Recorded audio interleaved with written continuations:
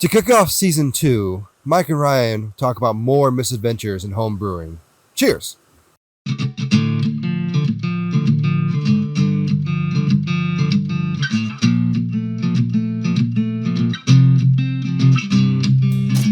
Hi, and welcome to another episode of the Brewthers-In-Law podcast, where Season 2 is thicker than water. Yes, we are in Season 2.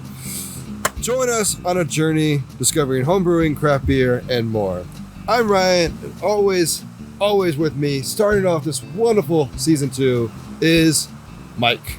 How's it going, Mike? I am excited. In case you can't hear from the background noise, like in the bonus episode, we are again out on the beach. So don't mind the calming sound of the waves. Yes, if you hear the sound of waves, it's not just you have to go to the bathroom, it's just waves going on. It's because we're having a great time. Exactly.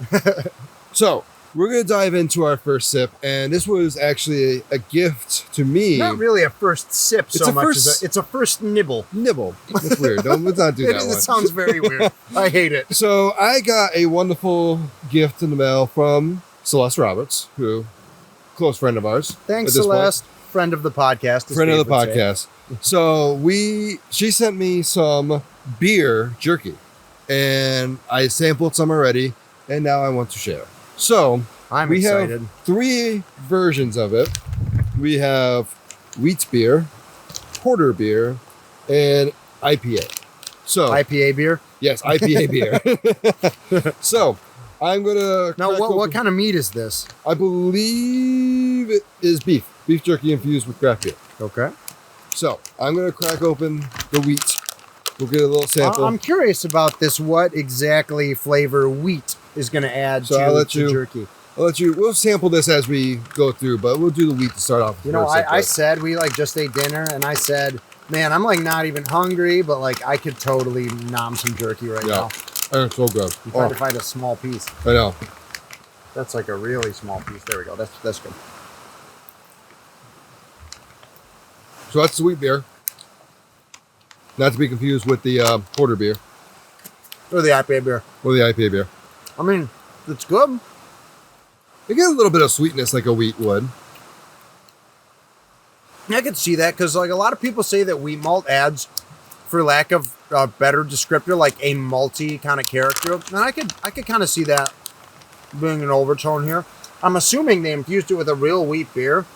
So I wonder too, a lot of wheat beers have kind of citrusy hops. Maybe. Or maybe that is that's kind of the character that's being imparted. Yeah. And then we got porter beer. Oh, you can smell. Oh yeah. Smell the roast. But it's still sweet. Almost teriyaki to me. You're right. It oddly ends up being kind of teriyaki, but I get basically kind of like a caramel malt sort of a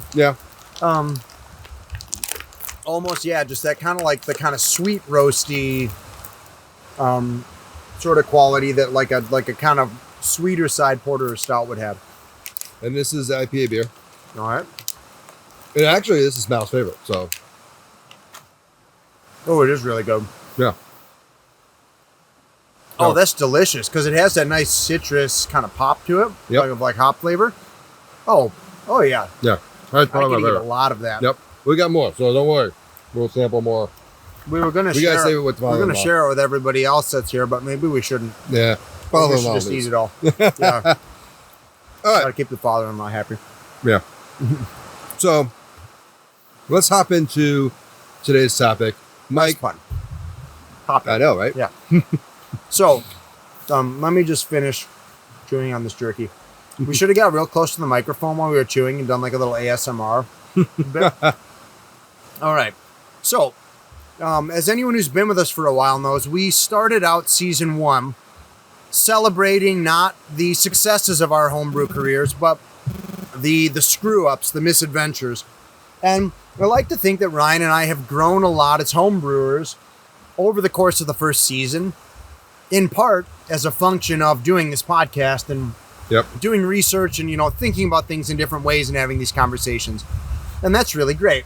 And, we sort of hope that you all are kind of along for that journey, but I think it's very important to keep ourselves honest and to keep ourselves humble. And I think the best way to do that is to kick off season 2 in similar fashion and celebrate some of our infamous homebrew screw-ups. So we're each going to be sharing 2 homebrewing screw-ups. We'll take a break in the middle. Yep. And so, Ryan, why don't you get us started with your first story?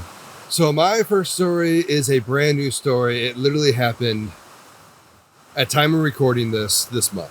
So This month. So July 2021, it happened. So we had a wonderful beer.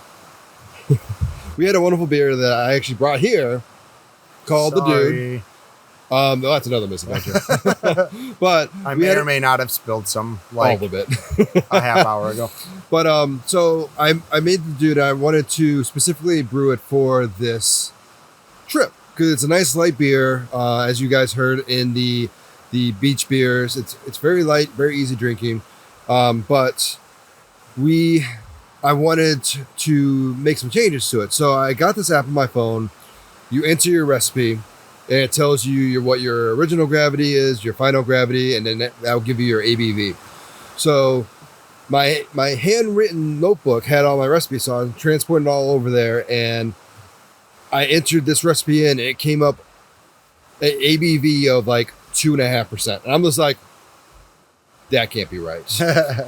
So with it, and now this was all last year in 2020, so I decided to up the grain for it to make it better, make it stronger. And by entering in the new grain build, which is the same Bigger, grain build, better, faster, stronger. I brought the ABV up to like about 5%. So I brewed it again and did everything. I had no issues. I tested it. The ABV came out exactly what they said, and I kegged it, tasted it, and it was overly sickly sweet. And I'm like, the heck happened? All I did was up you've made grain. this one now several times. Yeah, I upped the grain, but like, it's just to bring up the ABV.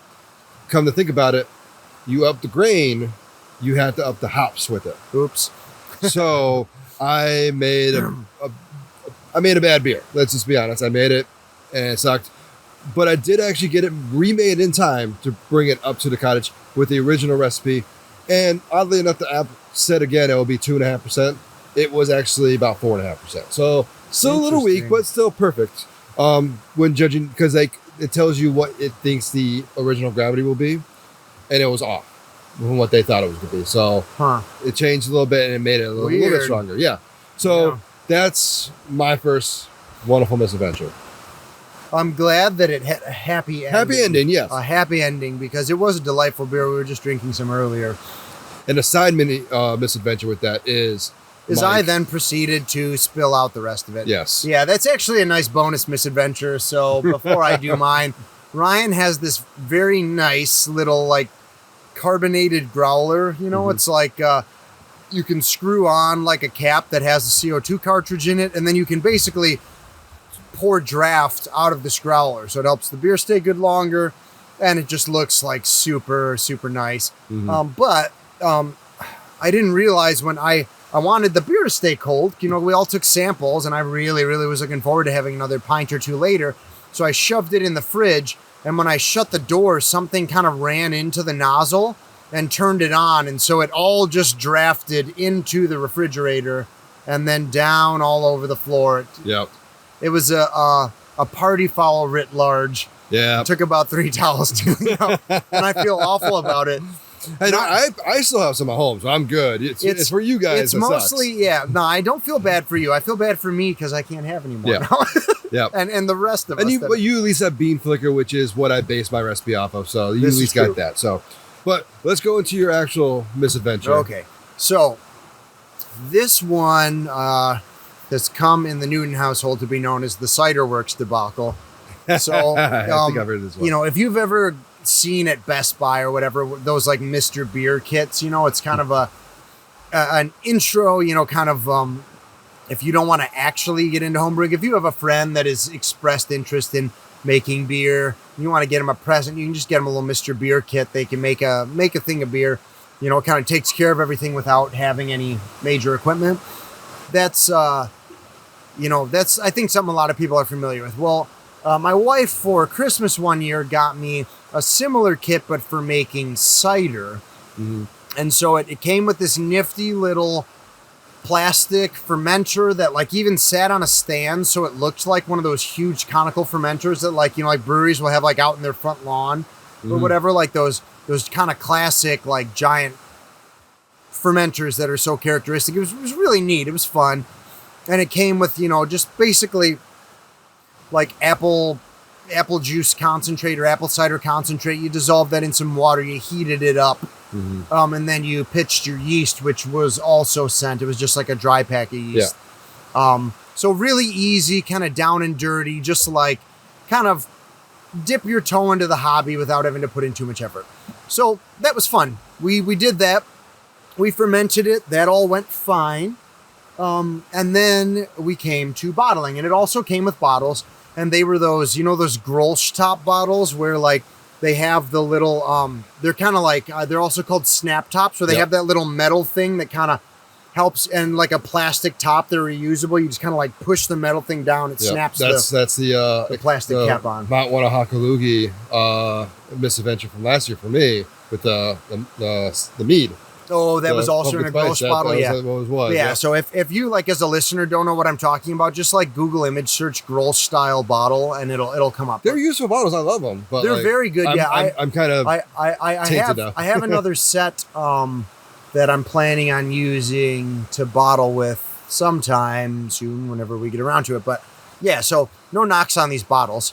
But so we got to bottling, and we hadn't started homebrewing beer yet at this point in the house. So it had been a long time since I'd bottled. I'd never really brewed alone before.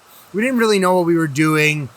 So what we ended up doing is filling each bottle and then measuring out. So typically, if you're going to bottle beer, you'll like take the entire volume of beer you want to bottle, and you'll add in priming sugar to it. Yep. You'll mix it up with a spoon, but you kind of do that for the entire batch to make sure that you like have a nice, crisp, accurate sugar measurement. I apologize for my dog. Yeah. Hi, Rex. Yeah, he's sad. He doesn't get to come down and join us. But so I did not do that. I calculated the amount of sugar I would need to put in each bottle, and then added it by taking a little like coaster napkin, and we had them left over from our wedding, like those just small little like patterned napkins, and I sort of just twisted it into a funnel and poured priming sugar into each bottle. Oh, jeez. And I think it was like a teaspoon or whatever, so like you can just imagine this was super inexact, and and so, we didn't think anything of it at the time. It seemed fine. So we kept him up, and luckily we had the presence of mind, having already heard Ryan's like mead story. We put them all in a box, and then we wrapped that box in a towel, and then we put that towel in a cabinet. So about a month goes by, and we check on these beers, and the first thing we notice when we unwrap the box is that there's like a watermark on the bottom of it, and we go, oh boy. So we unwrap it, and sure enough, one of the bottles had shattered and spilled everywhere. And we were like, okay, maybe an isolated incident, but just to be safe, let's open one of these outside. So I walk outside onto our deck. Like to open it, you sort of just hinge on the little metal part. I hinged on it, and it just went. And all of us, it was like a shaken bottle of champagne. It just boosh.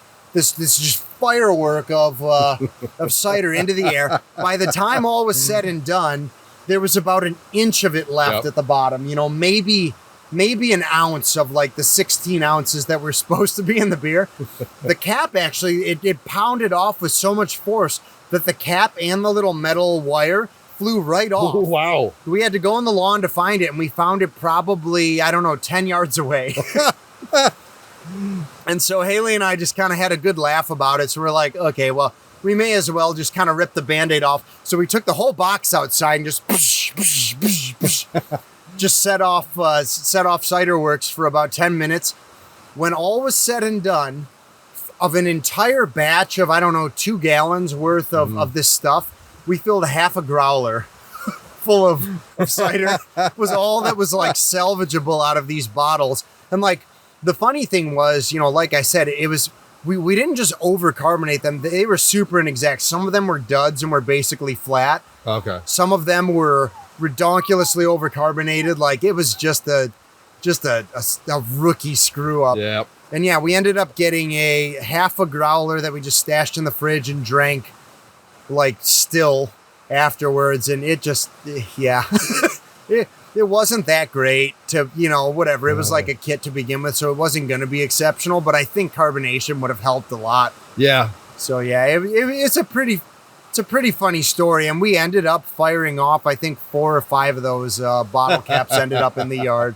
So yeah, funny. It was a good experience, even if it wasn't a good drink at the end of everything. Yeah, like we talked about just before, and then like even the last season open when we talked about these, like that's exactly what happened to me, except in the kitchen, and with something purple, right? No, this that's was your pumpkin spice. That's pumpkin spice. That's a whole other one. I was gonna do that one, but I'll save that one. That's a fun one as well. But maybe that's season 3's opener. That's season 3 opener. Okay, I'm gonna save that one. But no, like it's crazy the pressure that builds up and how like the one I had didn't break or anything. Like it just the pressure that built up in there was crazy. And you were talking about how you opened the one and those things are latched on there, like. It's not just like a little like tied on there. No, it's latched and it off. Yeah, it's insane. I mean, it really is. It's like opening a bottle of champagne. It's like if it's too shook up, if too much is out of the solution, that as soon as you create a vent, it just flies out. No, it was pretty hilarious. Like even just the jet of cider probably had about 5 yards. 5 feet, maybe 5 to 7 feet of distance. I can just picture someone who is realizing what you're doing and the alcohol is being just wasted, just taking off their hat. Yeah, I was going to say. Saluting to the fireworks going off. One single tear. Yes. Oh, yeah. Yep. Oh, yeah, man. This is a great start. I already love this. I love hearing these stories. I mean, I do love the Misadventures episodes. Yes. Yeah, they're good. I think most, and these are like the worst of the worst, obviously, but I think all or at least most homebrewers have these stories, whether they share them or not, and it's just funny to talk about. Yeah. Yes. And like I said, I think it's good to, you make a good brew and you feel real good about yourself, but at the end of the day, it's just beer, and it's good to keep ourselves humble, and I think this is a good way to do it. I'm about to say, yeah, we're just better people for telling these stories. Exactly. we are humbled. We are not prideful. Yeah. But it's always fun. I always love talking stories with you because like I've heard of the cider one. It is one of my favorite stories from you. Well, and it is funny, like being in the same family, these stories get passed around, but never the full version. Yeah. Like the same for you. Like I've heard allusions to all of these stories, but I've never heard them usually from you. And I've never heard like the detailed, we have to fill up a podcast version. Or we have to fill up an hour podcast content version of the story. But even so, it's still hilarious to hear. No matter what. Yeah. Every single time. Like you could tell me a good story can be retold, and I could still laugh. I know you're sad, but I laugh at it. No, you're right. It is good. Yeah. My dad is famous for he has like kind of a wheelhouse of stories that although I think we've given him enough flack about it that now he doesn't like to, which is a shame, but like he has like a wheelhouse of stories that he loves telling that just come up again and again and again. But he's also just an exceptional storyteller. So it just doesn't matter. Like a good story well told is funny like the 9th and 10th time you hear it. It just doesn't matter. I think this is a dad thing, so you might as well get used to it because Rich is the same way and my dad was the same way. Yeah, and to celebrate my being a dad, after the break, I'm going to tell the exact same story over again. Yes, that's actually his story number 2. All right, well, look out with that said, yeah, I want to say with that said, let's hit a quick little break. We'll come back and I'll do my next story. Which is also 2021. So, oh man, I know it's been a rough year. I think you're going through a rough patch here. It sounds like. Are you getting worse as you go? Shush. I think you've been very ambitious this year. Yeah, so my next one is going to explain the ambitious. And yeah, I think that's part of it. When you set yourself up, you know what? Actually, that's a great. Being over ambitious is going to tie into my story too. That's going to be the theme of the latter half of our episode. I like this. Yeah, ambition is a fault. It might also does involve priming sugar too. So it's just going to keep it all tied together here. Beautiful. All right. So let's do a quick break. We'll come back and we'll finish this up. Ready? Cheers. Cheers.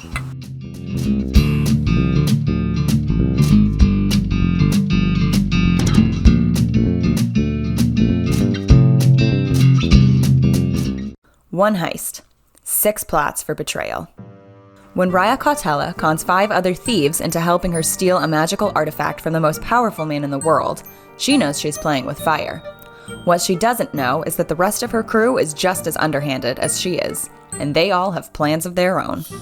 M.J. Kuhn's Among Thieves, a fantasy heist novel full of twists, turns, and betrayal, available beginning September 7th wherever books are sold. Visit mjkuhn.com for more details. Jake, have you ever been looking for a definitive Nintendo ranking and can't seem to find it because it's just everybody's own opinion? Honestly, all the time, Sam. Well, I'm looking for someone to give us the answers. Wait, you mean like a podcast made by 2 young, handsome men where they create a definitive top 5 list of all things Nintendo? Should we just do it ourselves? Yeah, that sounds fantastic. Let's give it a shot. I'm Sam. And I'm Jake. And at Top 5 Nintendo, I'm going to give you my top 5 list. And I'm going to give you my top 5 list. And then we're going to duke it out and see what the real top 5 is.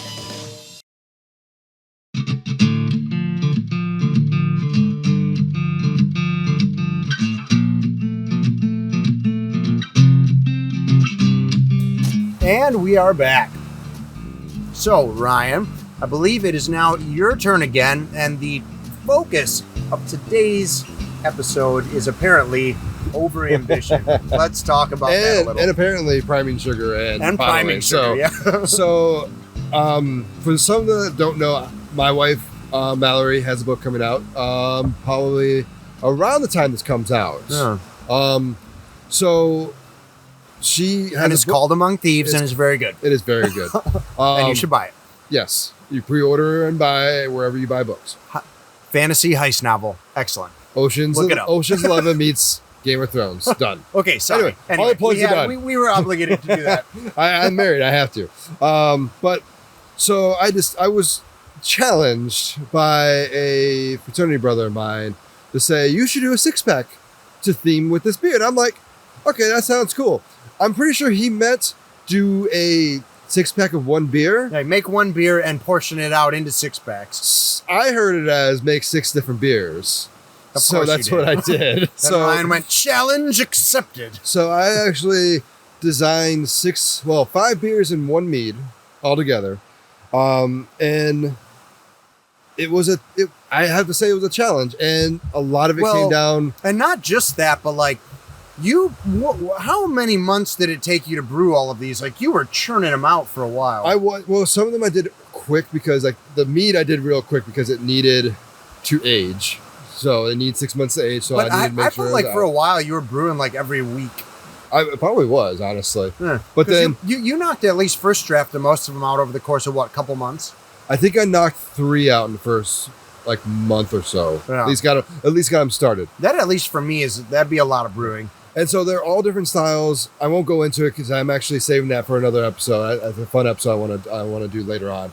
But they're all different styles and all different needs of aging and extra ingredients and stuff like that.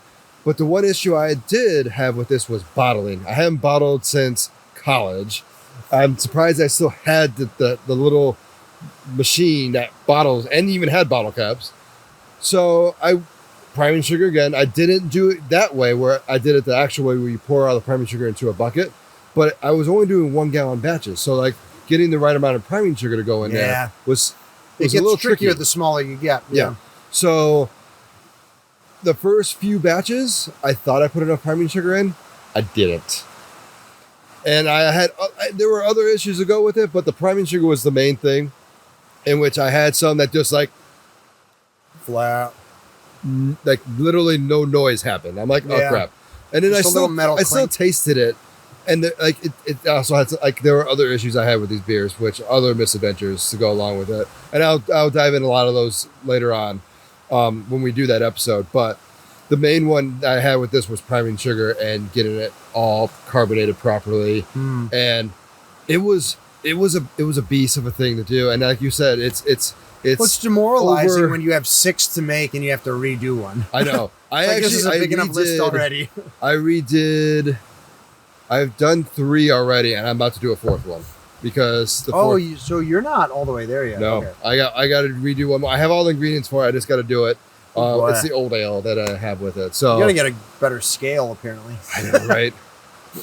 So like, I don't like bottling. I hate bottling. I would never bottle again. And this, like, Unless we do another collab episode and you have to send it to somebody. son of a yes. But yeah, so, but yeah, no, it was such a task to deal with, and like you said, it's overestimating my power.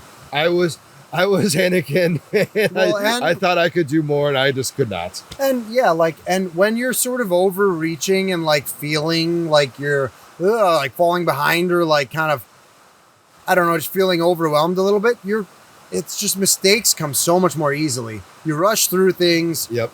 You screw up. You don't think things through. And then after you're like, that was a dumb mistake.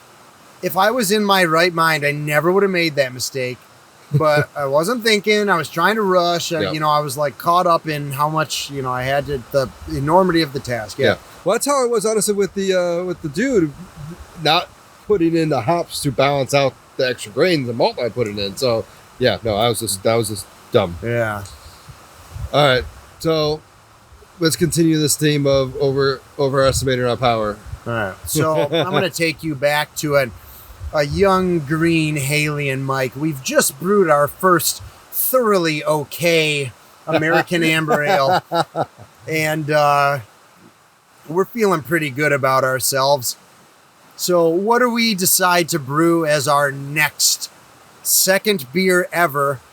A traditionally lagered Oktoberfest. And this thing, and for those of you, we have an episode planned this season to talk about lagering a little bit, but traditional lager making has a lot of particularities, and it's kind of daunting for a home brewer because you need to have temperature control during fermentation to hold a lower temperature. And then you need to have a place to store the lager to cold condition for a long period of time, at least a couple months. So like you ferment it, I don't know, in the 50s, and then you hold it at, basically refrigerator temperatures for a couple months. Yep. So if you're kegging, that means you have to have a place for your keg to do all of this stuff. Yep. We didn't have a fermentation chamber. We were just not equipped to do this at all. But we were like, you know what? We can make this work with our one little kegerator. And we're going to do it because the first beer is pretty good. Why wouldn't this one turn out? So we brewed the October, but we looked up a recipe, we brewed it. First problem.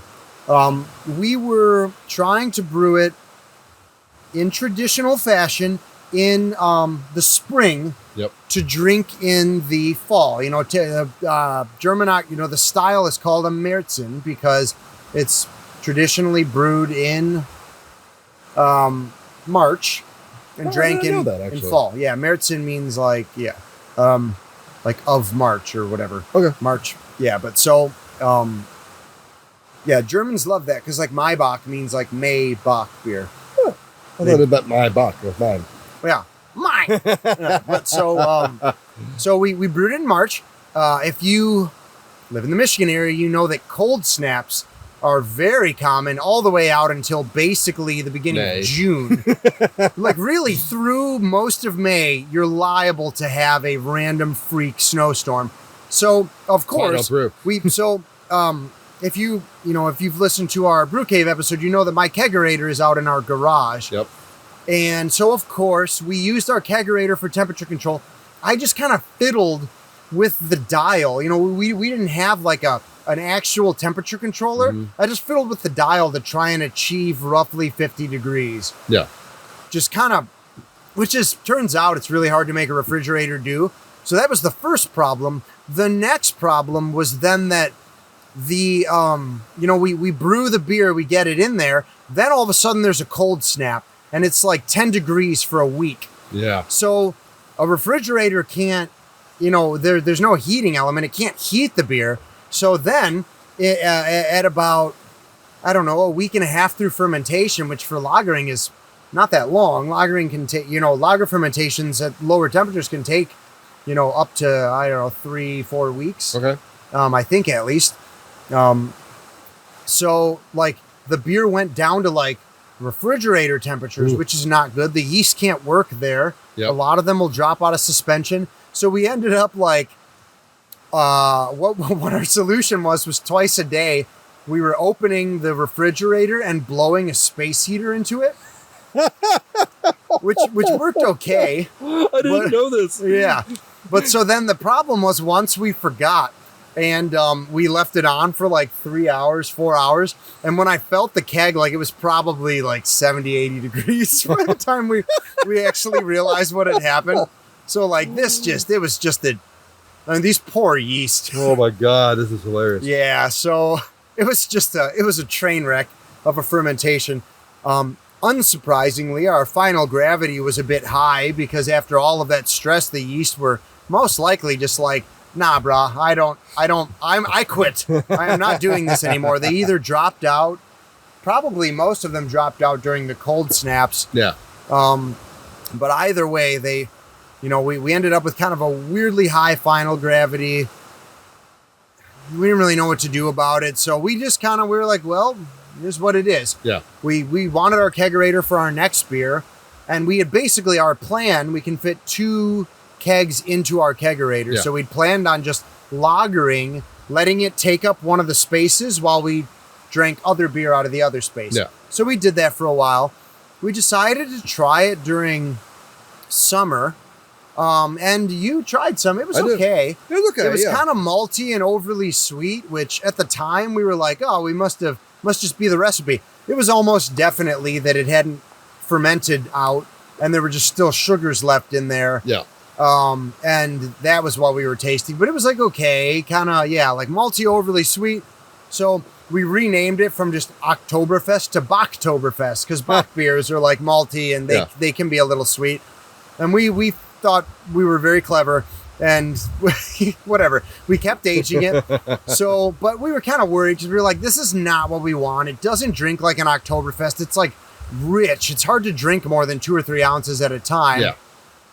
It wasn't very good, but we stuck it out because we're stubborn. And as early homebrewers, it is so hard to dump a batch of beer. Yeah. Like you've had to do it, but it's like, it's kind of I think a mark of maturity in a sense to know No, you should. when something is not salvageable. And rather than just telling yourself, like sometimes it's worth it to wait. Mm-hmm. This one in retrospect probably wouldn't have been worth it. No. So, but the weirdest thing was, so we tried it in like August and it tasted a little better, maybe a little age on it. You had to wait until actual October to have it. Maybe. But so then the next problem came around is that we got a little greedy. We had 2 beers going in the kegerator and there was nowhere for it. So we just went, so we just pulled it out of the kegerator and it just had to sit in our bedroom for a while. So then it stopped lagering and just sat it for the next couple months at just room temperature, which obviously isn't good for storage. And maybe if we hadn't done that, maybe that was the nail in the coffin. Maybe the age had fixed some of the problems. Honestly, I doubt it. Yeah. I bet we were just in a really forgiving mood when we had taste tested it and thought it was okay. Yeah. But I finally put it on draft to drink it, and I just tried some once it was carved up, and I didn't even show it to Haley. I just walked in, I shook my head, and I go, we just need to put it to death. Like, this thing has held on to life for far too long, and it needs to be taken out to pasture. Yeah. And it was sad, because like the worst thing was, it's one thing to dump a batch of beer. It's another thing to dump a batch of beer that you've sunk like 6 months into. Yeah. It was just so disappointing.